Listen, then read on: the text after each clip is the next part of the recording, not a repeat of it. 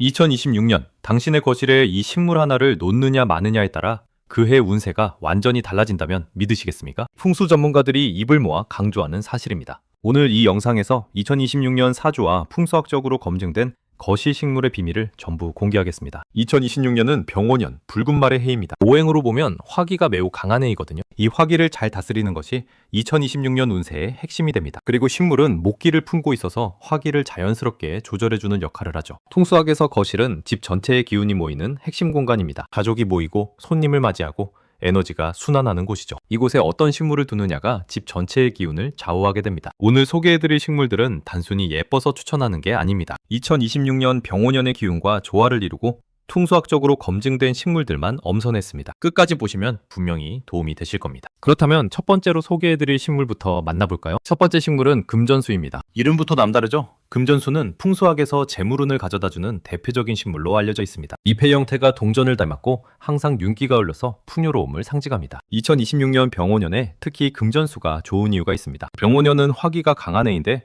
금전수의 짙은 초록색이 화기를 중화시켜주거든요. 동쪽이나 동남쪽에 두는 것이 가장 효과적이랍니다. 금전수는 관리도 쉬운 편입니다. 물을 자주 주지 않아도 되고 반음지에서도 잘 자라거든요. 바쁜 현대인에게 딱 맞는 식물이죠. 한 달에 두세 번 정도만 물을 줘도 충분합니다. 잎이 노래지면 과습의 신호이니 주의하세요. 잠깐, 여기서 중요한 게 있습니다. 금전수를 놓을 때 절대 피해야 할 방향이 있거든요. 바로 북쪽입니다. 북쪽에 두면 오히려 재물이 새어나간다고 풍수학에서는 이야기합니다. 반드시 동쪽 또는 동남쪽에 두시는 것을 권장드립니다. 두 번째 식물은 산호수입니다. 열매가 붉게 맺히는 산호수는 2026년 병오년에 특별한 의미를 가집니다.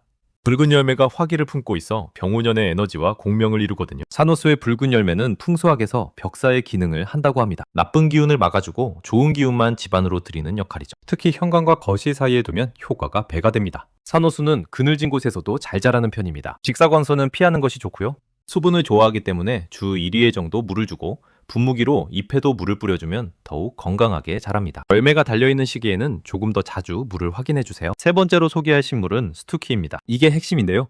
스투키는 공기정화 능력이 탁월한 식물입니다. 나사의 연구에서도 뛰어난 공기정화 식물로 선정된 바 있죠. 거실의 탁한 공기를 맑게 만들어주는 효과가 있습니다. 풍수학적으로 스투키의 길쭉하게 뻗은 형태는 목기를 강하게 발산합니다. 이로 향하는 에너지가 가정의 발전과 상승을 상징하거든요. 2026년처럼 새로운 도전이 많은 해에 특히 도움이 되는 기운을 가지고 있습니다. 스투키는 사실 키우기가 매우 쉽습니다. 한 달에 한 번 물을 줄까 말까 할 정도로 관리가 간편하거든요. 음지에서도 잘 자라고 냉난방이 되는 실내 환경에도 잘 적응합니다. 식물을 처음 키워보시는 분들에게 정말 추천드리는 식물이에요. 네 번째 식물은 행운목입니다. 이름 자체가 행운이죠. 특히 여러 줄기를 묶어서 파는 행운목은 풍수학에서 가족의 화합과 행운을 상징합니다. 2026년 병오년에 행운목을 거실에 두면 좋은 이유가 있습니다. 병오년은 인간관계에서 갈등이 생기기 쉬운 해거든요. 행운목이 그 갈등을 부드럽게 해소하는 기운을 발산한다고 합니다. 행운목은 거실의 동쪽이나 남동쪽에 두는 것이 가장 이상적입니다. 빛이 잘 드는 곳을 좋아하지만 직사광선은 피해야 하죠. 과습에 주의하면서 흙이 완전히 마른 후에 물을 주는 것이 좋습니다. 여기서 놀라운 사실이 있습니다. 행운목을 화분에 심을 때 숯을 넣어주면 풍수학적 효과가 높아진다는 사실을 알고 계셨나요? 숯이 부정적인 기운을 흡수하고 좋은 기운만 남긴다는 원리에서 비롯된 방법입니다. 분갈이 하실 때 한번 시도해 보시기 바랍니다. 다섯 번째는 홍콩 야자입니다. 손바닥 모양으로 펼쳐지는 잎이 특징적인 홍콩 야자는 거실을 풍성하고 생동감 있게 만들어주는 식물이죠. 풍수학에서 야자 계열의 식물은 풍요와 번성을 상징합니다. 잎이 넓게 펼쳐지는 형태가 모든 방향으로 기운을 발산하는 것과 같거든요. 가정의 번창과 건강운에 특히 좋다고 알려져 있습니다. 2026년에 홍콩 야자를 거실 서쪽에 두시면 금전운과 건강운을 동시에 높일 수 있다고 합니다. 특히 가족 중에 건강이 좋지 않은 분이 계신다면 더욱 추천드리는 식물이에요. 물론 전문적인 의료 도움은 별도로 받으셔야 하지만요. 여섯 번째 식물은 아레카야자입니다. 아레카야자는 공기 중 습도를 높여주는 기능이 있습니다. 건조한 실내 환경을 개선해주거든요. 특히 난방을 많이 하는 겨울철에 자연가습기 역할을 톡톡히 해줍니다. 풍수학적으로 아레카야자의 사방으로 뻗는 잎은 집안의 활기찬 기운을 불어넣어줍니다. 정체된 에너지를 순환시켜주는 역할을 하죠. 오래된 집이나 에너지가 막혀있는 느낌이 드는 공간에 특히 좋습니다. 아레카야자는 밝은 간접광을 좋아합니다. 창가 근처에 두되 직사광선은 피해주세요. 흙이 촉촉한 상태를 유지하는 것이 좋지만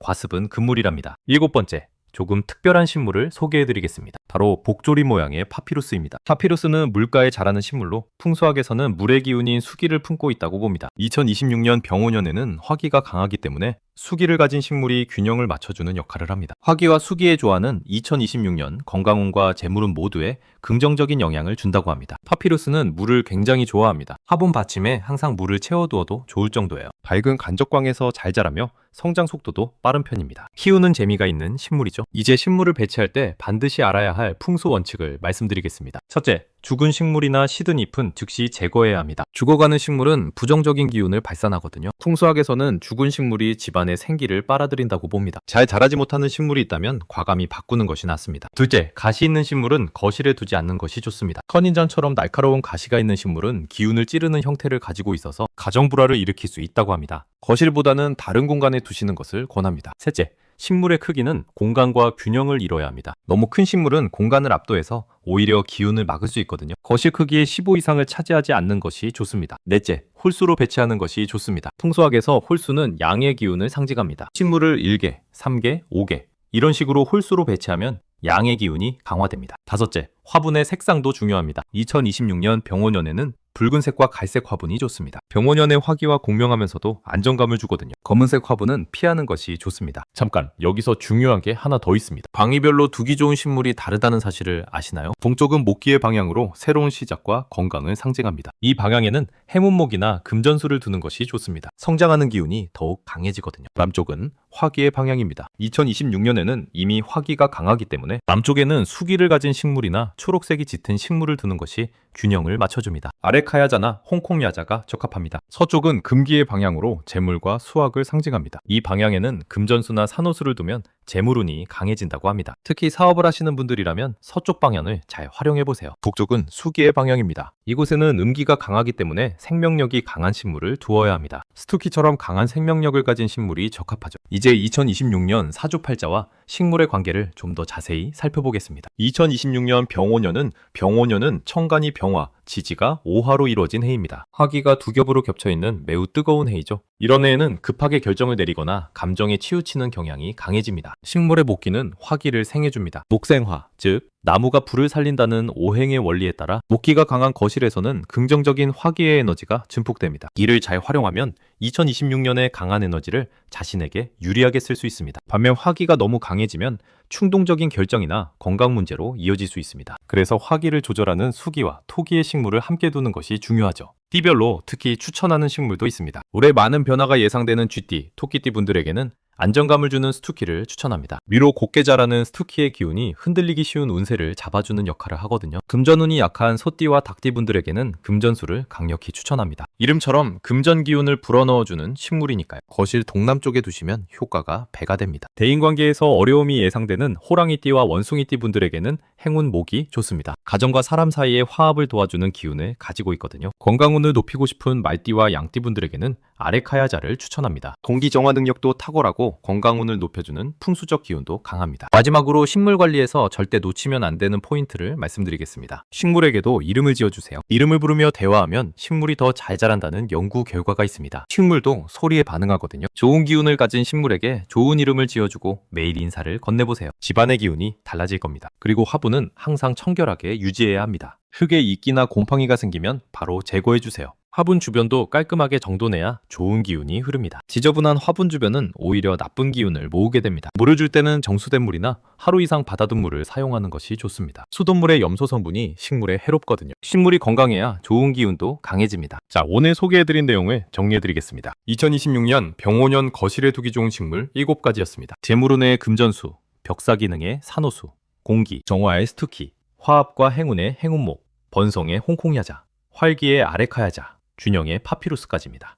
이 중에서 자신의 띠와 현재 운세에 맞는 식물을 선택하셔서 거실에 배치해보세요. 방위와 화분 색상까지 신경 쓰신다면 더욱 좋습니다. 식물 하나가 집안의 기운을 바꾸고 그 기운이 2026년 여러분의 운세에 긍정적인 영향을 미칠 겁니다. 풍수학은 단순한 미신이 아닙니다.